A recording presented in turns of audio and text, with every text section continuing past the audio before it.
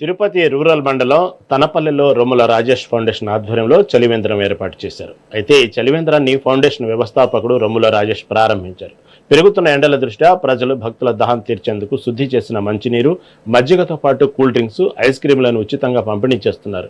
గతంలో ఉచిత పెట్రోలు, హెల్మెట్ల పంపిణీ వంటి వినూత్న కార్యక్రమాలతో గుర్తింపు పొందిన రాజేష్ ఇప్పుడు వేసవి ముగిసే వరకు ఈ చలివేంద్రం అందుబాటులో ఉంటుందని వెల్లడించారు. ఈ సందర్భంగా ఆయన చేస్తున్న సామాజిక సేవలను పలువురు అభినందించారు.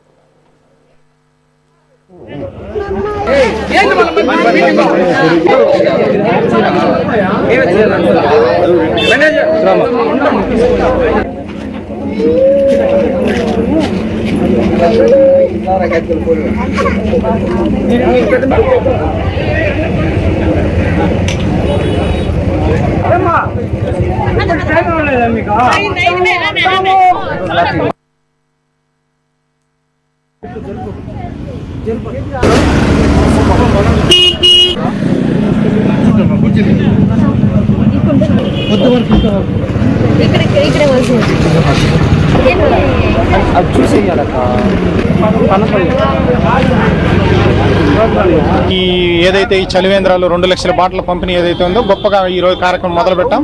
గతంలో కూడా రొమ్మాల ఫౌండేషన్ ద్వారా అనేక సేవా కార్యక్రమాలు చేసాం. చీరల పంపిణీ, వేలాది చీరల పంపిణీ అయితే మహిళలకి ఆర్థికంగా చేయూత అందించడం, ప్లస్ వేలాది హెల్మెట్లు పంపిణీ. గతంలో కూడా మా పెట్రోల్ బంకులు ఏవైతే ఉన్నాయో ఉచితంగా డ్రై అయ్యే వరకు ఉచితంగానే సేవలు అందించాం. అనేక రక్తదాన శిబిరాలు మరి అక్కడ ముందుగా సేవలు అందించాం.